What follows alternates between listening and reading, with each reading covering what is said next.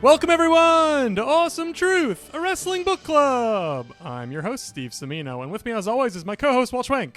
Hey, Walters. Hello, Steven. How's it going?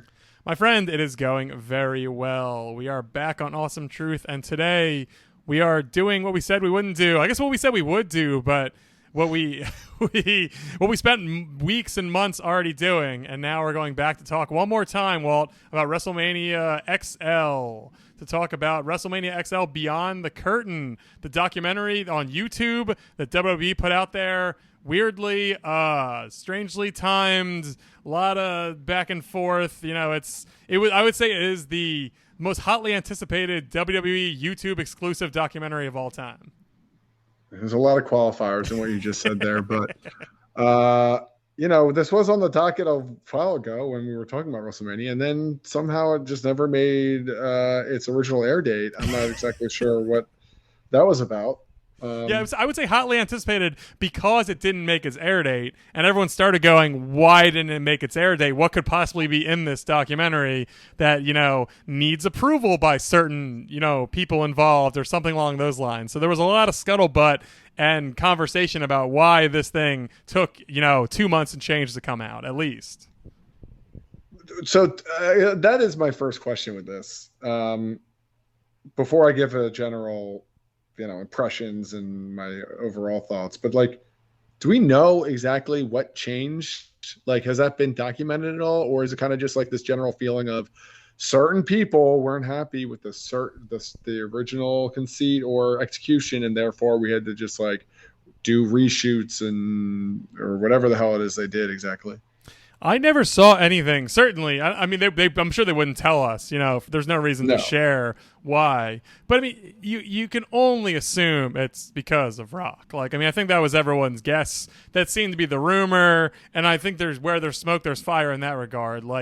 Who among these people would have the veto power, or at least the review power, besides him? I think it's not crazy to assume that. Either you could also make the guess that maybe it wasn't delayed in the sense that he refused to put it out, but delayed in the sense that he is supposed to review it. But he is a busy man, notoriously late and unavailable a lot of times, if you believe other rumors about his filming schedule and such. So it could also be he had to approve it, and he just didn't do it for months, and they just sat there and waited until one day he sent the email and said, good to go. I mean, wouldn't they have baked that into the production schedule of this thing of, hey, we need our, the guy who's going to give the thumbs up to green light or to press publish on the YouTube channel for this thing? I say that, and I'm in a creative space, and I know that that's famous last words. Oh yeah, we just just carve out time for that guy to approve it. The busiest person in the world. Yeah, to block off time on his calendar, and surely he'll use that as intended. Yeah. What could possibly go wrong with that? But I feel like it does seem silly. Where in a sense of all right, well, so The Rock didn't have time the week after WrestleMania or the day after WrestleMania to watch this thing and give the thumbs up. But what about the following week? What about the following week after that? It was delayed months. Yeah, it came out on July 3rd, and WrestleMania was on April 6th and 7th. So there's really no, and you and I know, if you're watching a million of these things, they have an amazing production team. This maybe should have come out, I would say the latest is May, first week of May. Give them a month to maybe put it together. They probably don't need a month, but I could see it maybe taking that long. The fact that it was 2 months after that is wild.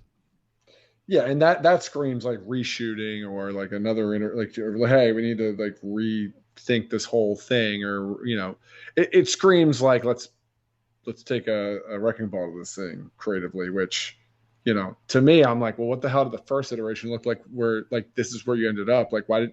Why wasn't this where you started? This seemed pretty straightforward. I didn't see anything ridiculously controversial, oh, well, that could have been done a different way that wouldn't have gotten approved. I'm it seemed pretty straightforward. I don't understand.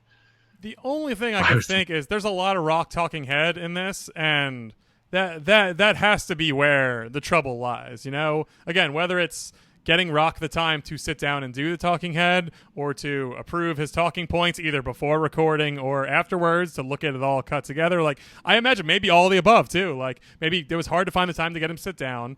It was hard to figure out the angle they were going to take on how to, retroactively view the events. And then it was hard to finally say, hey, Rock, we have an hour-long doc for you. You pretty much have to watch all of it because you're in the entire thing. Let us know how it looks. Like, I could see all of that taking much longer than it should have.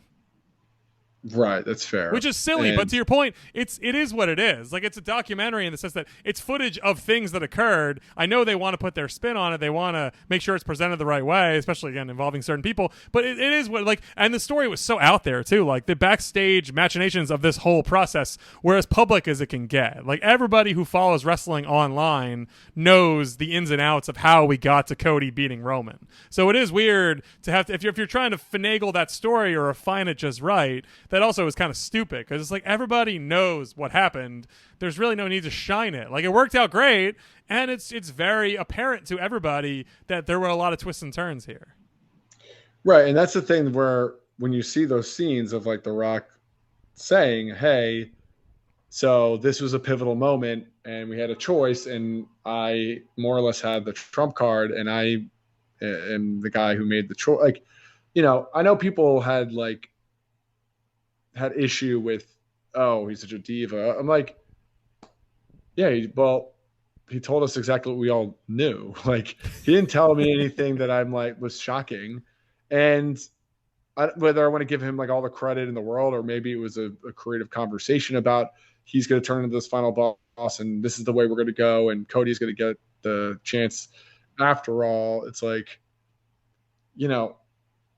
that's the thing people pointed to with the most issue. I mean, I didn't really have an issue with it because like that's kind of what happened, right? I mean, like,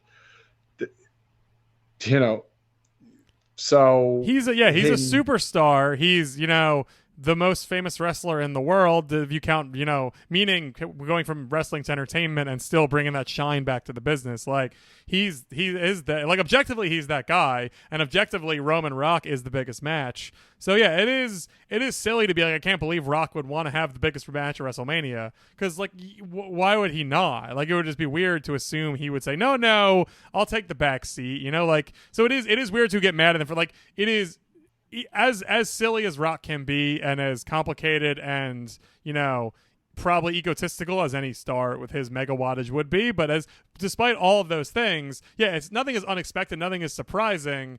The only surprising part is that we got to such a great place. The surprising part is that they didn't go down with the ship as they've done so many times before with Roman and sometimes with Rock too. Yeah, I think that ultimately the ends justify the means for me. And even in the context of this retelling, it's like, sure, I don't like, they can paint whatever, they can put whatever spin they want on it, but we ended up at the right spot. So I don't really care like who is the hero of this like backstage political so-and-so, like, who cares? Like, it also implies that there's this level of harmony around the other decisions they make, which I'm sure is 100% untrue too. Like, God only knows the shit that gets planned and tossed out and batted around and changed. Like, especially back when Vince was cutting things up, an hour before the show. Like, it's always been turmoil and upheaval and bullshit. So the idea that Dwayne is the only one who brings that to the table is stupid. Yeah, right. I mean, if anything, I thought there was a lot of honesty with regards to like, yeah, we did, like, if they really wanted to do reshoots, they should have just had a revisionist history with regards to like what the plan was for Cody originally, because it truly did sounded like they didn't have a plan and they kind of just reacted to this new opportunity, like the way that we all assume had happened, and like, so it just kind of made Triple H look kind of like, yeah, that's on me. I didn't plan for this, and therefore it was kind of aimless at first. Yeah, the implication that this documentary certainly does not hide, which I think is probably like a commonly accepted narrative as far as I know, is that H wanted to do Cody Roman 2, Cody wins, which is why Cody wins the Rumble. But then Dwayne gets more intimately involved with the sale and all that and throws out like, hey, by the way, I would do the Mania main event. I would do a Roman match. So of course that supersedes everything, whether H wants it to or not.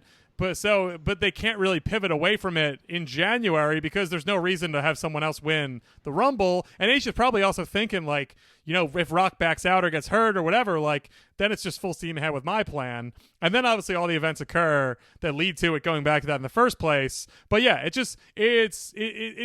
does seem like there was, my guess is at least, and maybe it's yours as well, I'm not sure. But yeah, there was a like maybe pleasant, subtle, unstated war going on in the sense that H is like, I'm booking the shows until Mania and I want us to go this way. And until we get like a rubber red stamp full steam ahead, I'm going to do it this way and cross my fingers that like things sort of work out the way I would like. Which is a miracle that we ended up where we ended up in anyway, because like it's clear like what the power dynamic really is here. It's a business and it's money and it's the guy who... And Rock is on the board of directors of the parent company of WWE. So it's like, I know they made that part of the story, and he's not like the boss with a capital B in terms of business, but he is...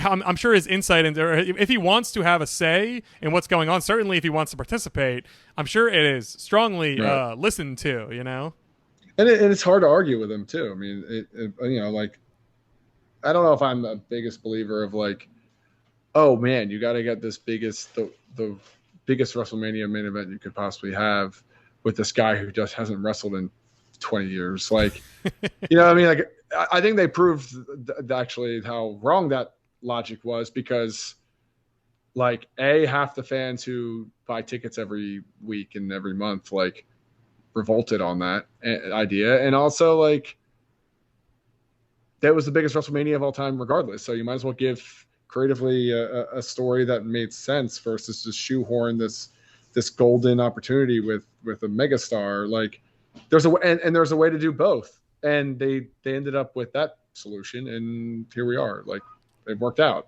because I guess cooler heads prevailed. I'm still not quite sure what happened. Yeah, there's a little bit of a step one, what's the underpants gnome thing? Step one, steal underpants. Step two, question mark. Step three, profit. Profit, yeah. Yeah. There's a little bit of that here where the middle part is, don't worry about that, and then, but then we all agreed, and then it went great. One thing I will say, though, and you and I have talked about this many, many times on the show, and I think it applies uniquely to The Rock here, is I hope this normalizes a couple of things in wrestling going forward, which is, guys coming back don't always have to be bad guys, but there's a lot of money to be made if they come back. If they have been bad guys before, or if it makes sense for them to be heels, there's a lot of money to be made if they come back and get smarmy and shitty and play into something that might be one of their talents. Dwayne being one of the best examples.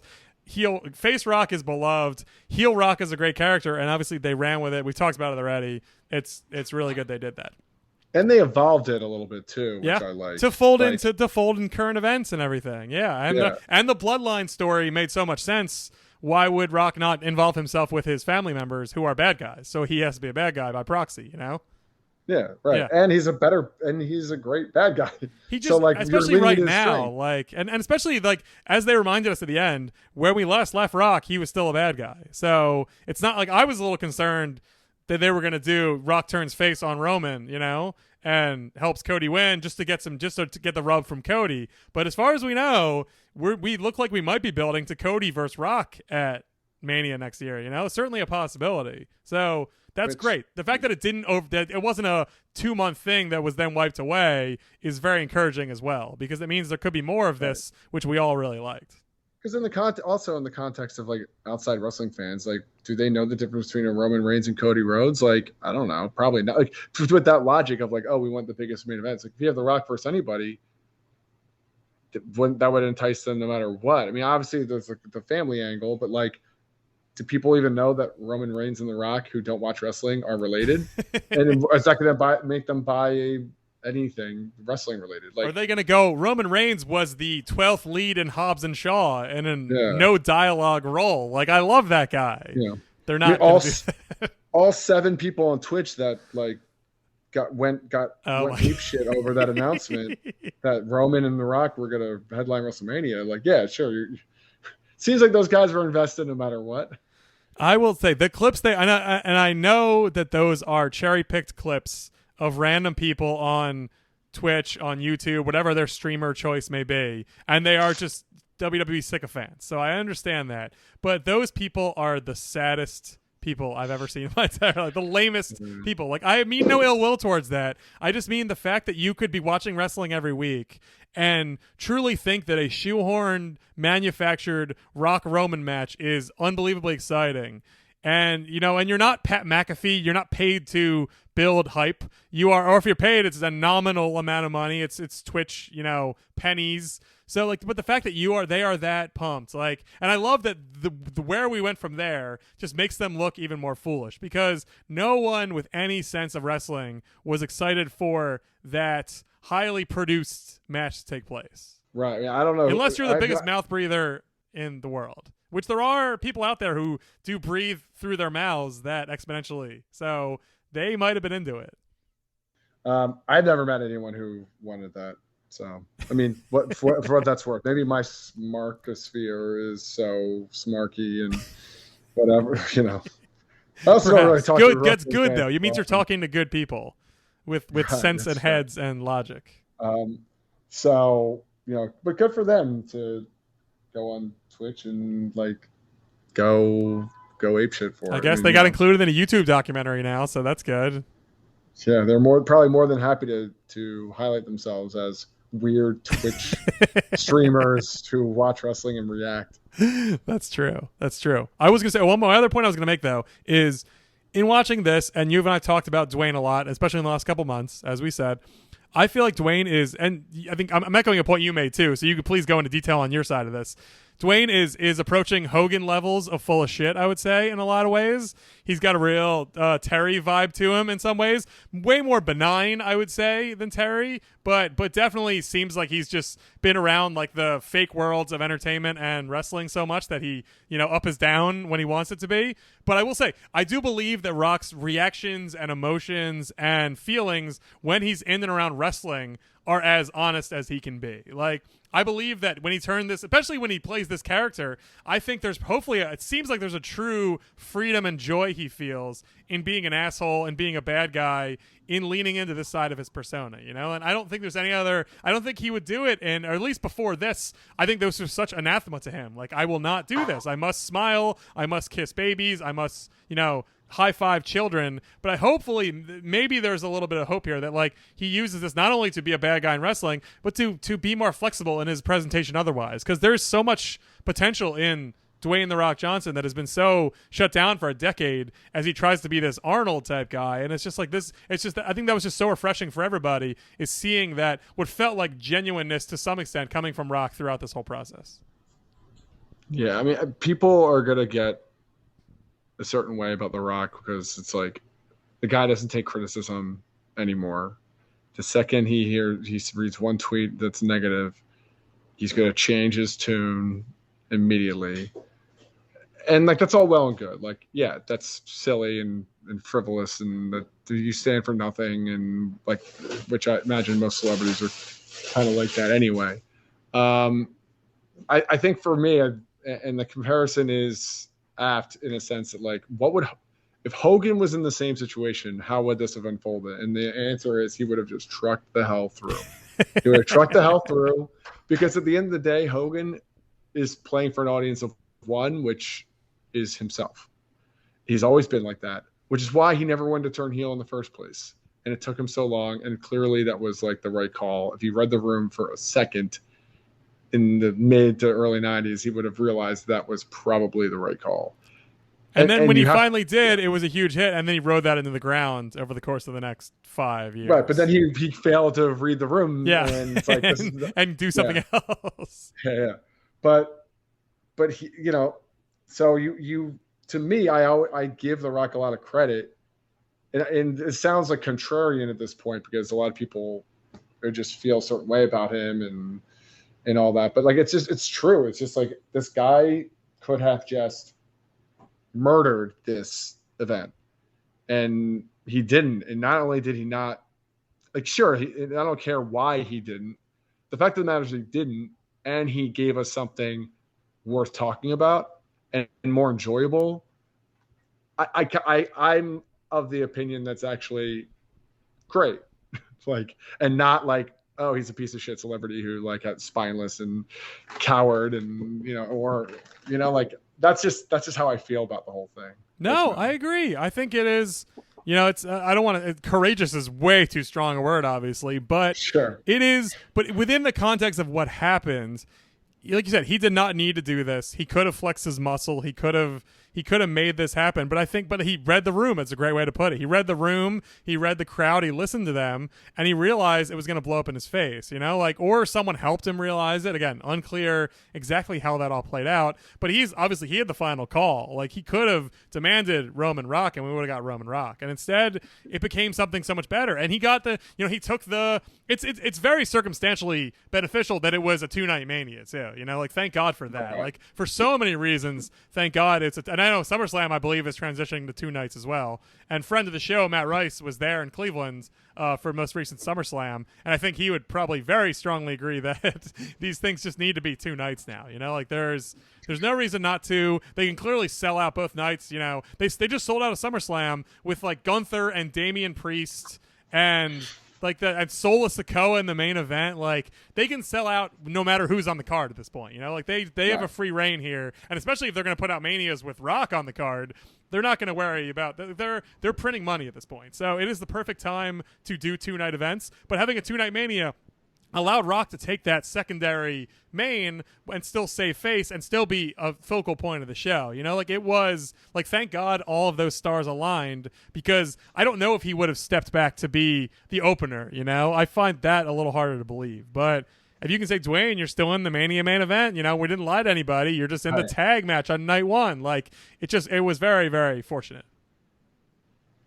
Yeah, and there's a place for both matches. There's a place for the match, the celebrity-driven match that was night 1, and then there's and also too, they made it in a way where it's like they came up with an ending that now, if The Rock does come back, there's like reasons behind it, and there's a story built in because he ended up pinning the current champion. So it's like, there's a place for it at these events. And the way they're using it when given the opportunities, it's like they're making the most of it because they're like thinking about it differently. And so ultimately, it did result in what I thought was a pretty satisfying thing. And if they continue with that logic and that sound perspective, who knows? Sky's the limit for The Rock. Maybe we'll get that Rock Roman main event. And now we'll want it too. Like you said, now it's really the best thing you can say about H since taking over. Like, I still don't watch Raw, and I still don't watch SmackDown. And when Raw goes to Netflix, I have to say, I don't know how you feel. Like, I'm not putting on USA. I don't even have cable, but I certainly have Netflix. And so when it becomes an option, the most recent Raw as of this recording, there was several amazing Judgment Day segments ending with making Damian Priest and Rhea Ripley look like the 2 biggest stars in the company, and that's just H continuity is what I was going to say. Like, H is just so good at like the slow burn. Sometimes the burn can be a little too slow with Bloodline. That was probably people's main complaint. But overall, he gets you along the path where it needs to go, and he knows how to hit those high spots along the way. And he's making stars, and it's not an easy thing to do. It's certainly not something Vince was particularly good at. And H just seems like he's great at that. Maybe he doesn't have the flair for maybe it is usually what you expect is going to happen is what happens, but their execution has been near flawless. And I think for me, that's the kind of wrestling I want to watch is, wrestling that is just done super well. Like, I don't need to be swerved or surprised. I don't mind having what I expect to happen as long as it's done very well and entertains me and makes me smile and I have a good time. Yeah. I mean, expected can be good. Especially at WrestleMania, where the goal, in theory, is send people home happy. That is usually how Mania goes. In this ridiculous Dragon Ball Z epic fight scene with involving everybody from the past 20 years. I will say, I do. It does remind me again. If Austin had come out instead of Taker, Taker was good. In watching it again, I didn't mind that Taker was there. They gloss right over it. Just they mentioned it just a thing that happens. But if it had just been Austin, it would have just been chef's kiss. Perfection. Yeah, I mean, I don't know what the hell that guy was doing on that night.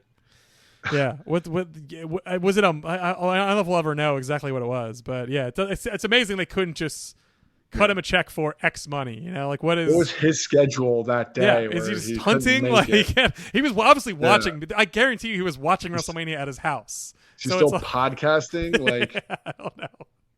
Was he filming a whatever show on Country Music Network? I don't know. Was he doing something? I don't really. That's all I could figure that would be occupying his time at this point. Yeah. So so to kind of go backwards in this discussion, we started with the philosophical, who is The Rock and why is he the way he is? And we're kind of moving backwards into my next question, which is, did you enjoy this documentary presentation?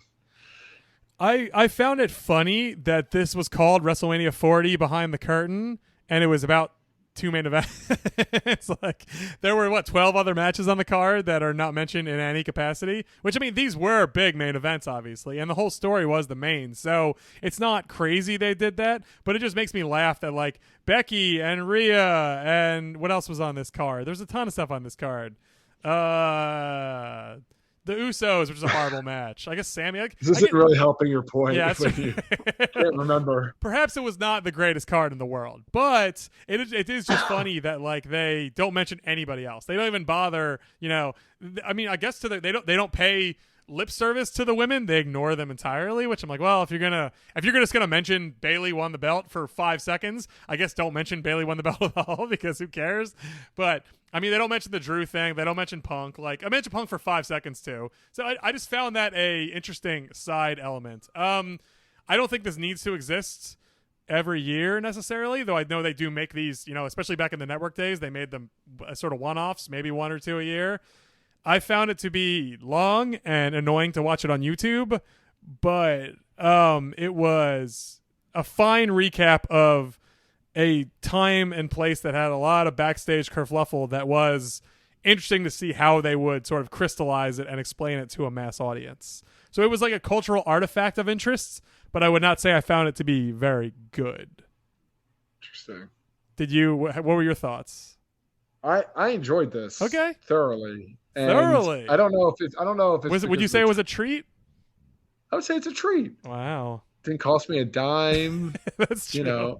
How many ads did you? I literally got like 50 ads while watching it. Yeah, I got a lot of ads, but I get I get a lot of ads on Peacock. So that's true. But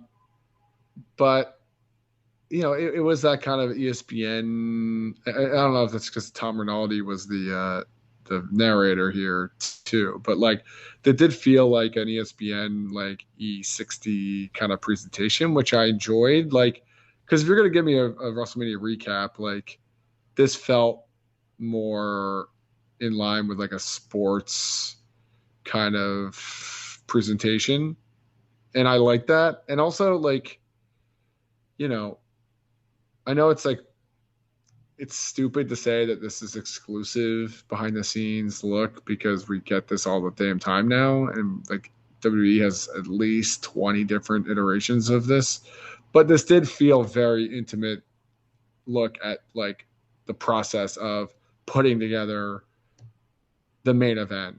And that's why I didn't mind that it was just solely focused on this one story, because it's like they went week by week to show you each new ripple.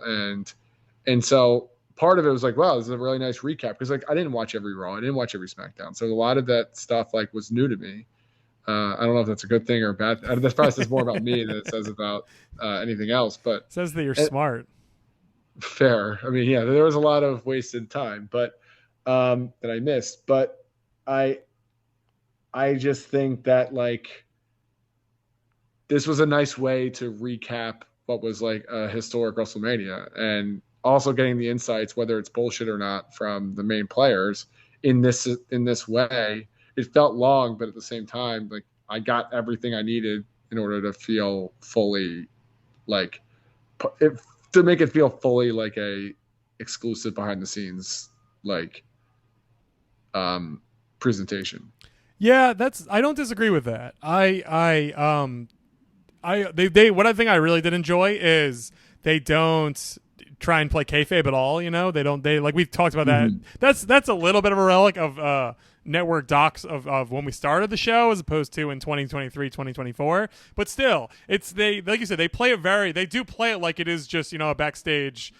This is an athletic event going on and the cameras are watching the twists and turns leading up to it, you know, and they don't try and sell you that any of this is real or that, you know, or any of this is like, or that, like, you know, they without, and they don't go too in the weeds on like the back and forth of who's gonna win, obviously, but they do treat it as like these are people with egos and opinions, and this guy is the boss, this guy is not the boss, and or this guy is a Hollywood star. Like they don't try and, you know, Rock isn't coming out saying like, well, I have issues with Roman being the head of the table because I'm like, they're like, no, that's not Rock is very vocal about this being a business decision and like a business he is partially in charge of and taking part in, et cetera, et cetera. And I do enjoy that. That is if that's a route they're going to go with these docs going forward, like officially 100% and stop with the bullshit, I would be very happy with that. I think that would be a very smart choice.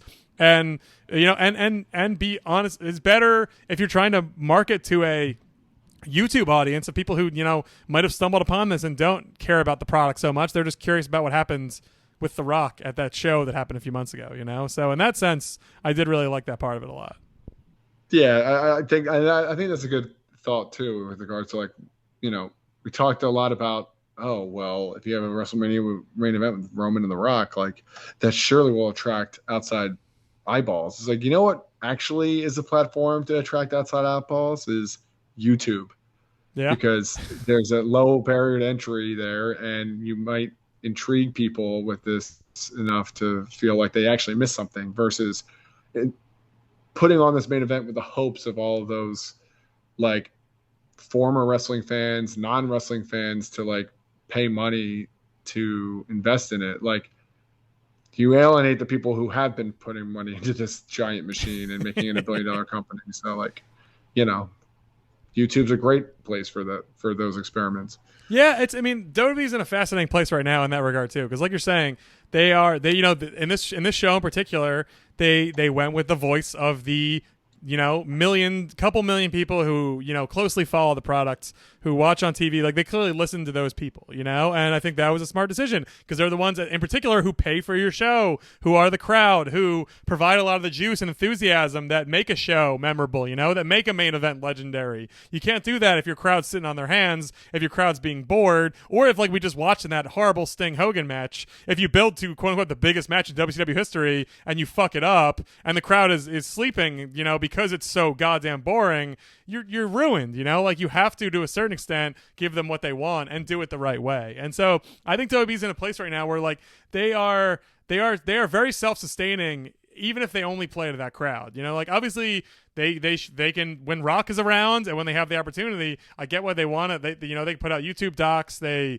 push to the main market, and WrestleMania certainly is that kind of penetrating event that could get them more eyeballs and more stuff. But at the end of the day, they have this like incredibly hardcore fan base, you know, of people that are ravenous for the product right now, and I think it's a good time for them to listen to that fan base, you know, like even WrestleMania 30 when Bryan got it, like that was a great event, and I felt like it was pulling teeth to get there. And it was a different time. Like they still had dreams of being this, you know, I think that like of recapturing sort of the Attitude Era, you know, of making another Rock, another Austin, something like that. Like I think the splintered media landscape right now has changed. That's never going to happen ever again, probably. But that's okay. Like it means better. It means maybe arguably a better product for the people who watch on a week to week basis. You know, it means the opportunity to build a Damian Priest, you know, to turn a Gunther into a main eventer, even if they don't break through into the mainstream.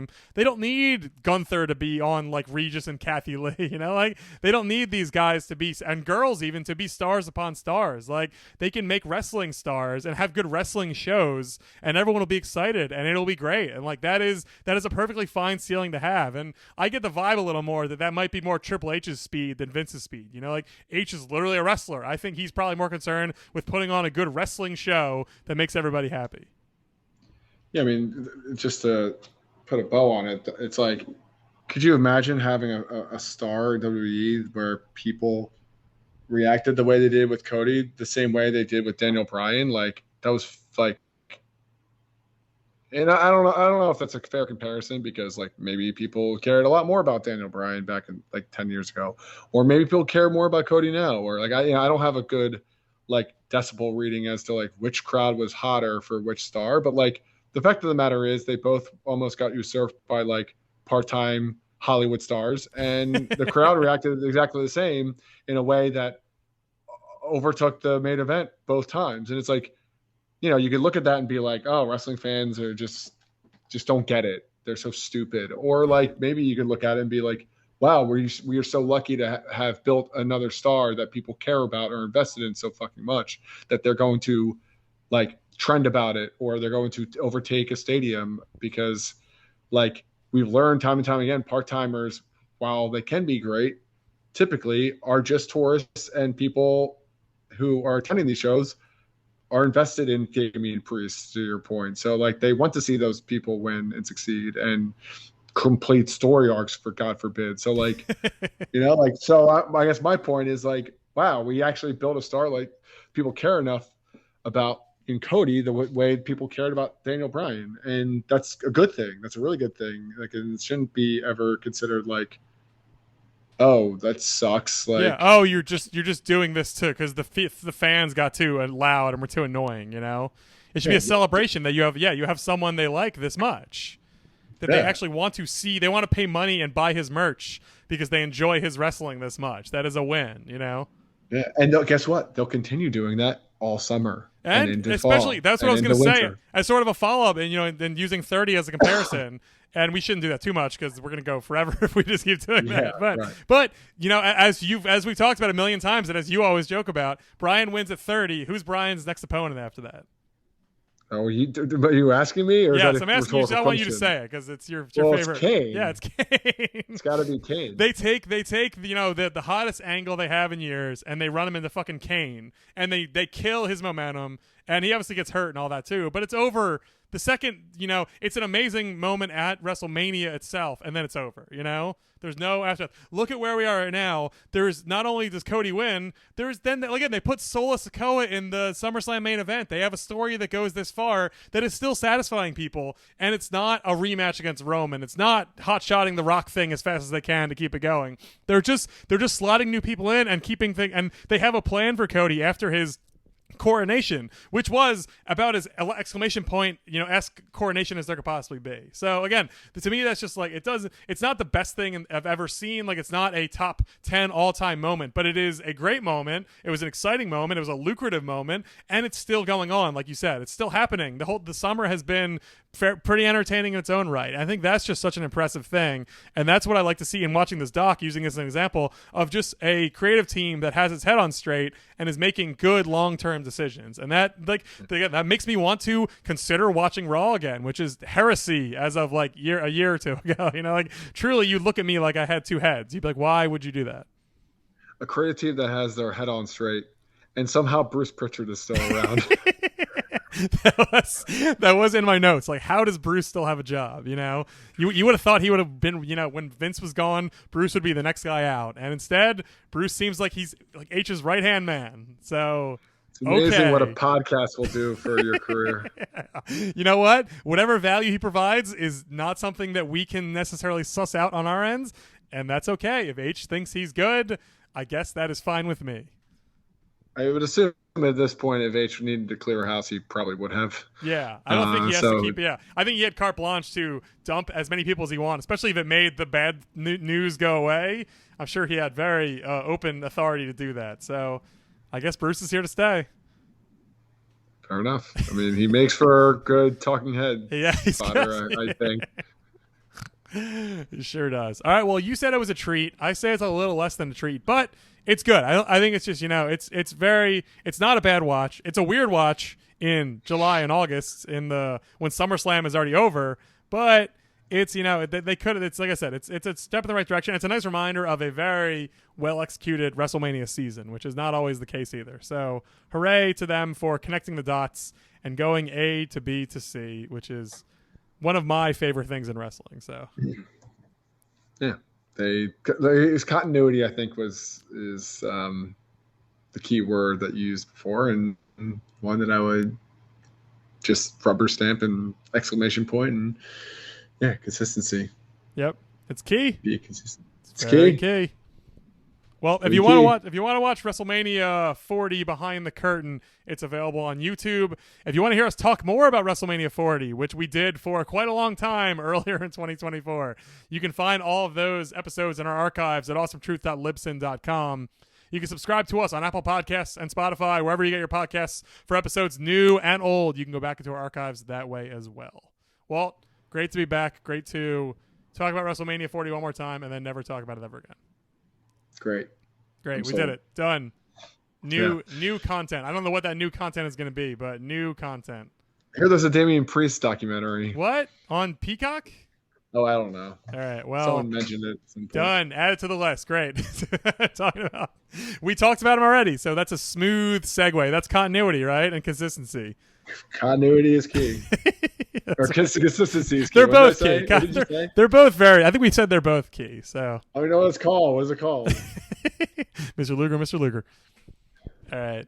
Thank you all so much for listening, and remember, the truth will set you free.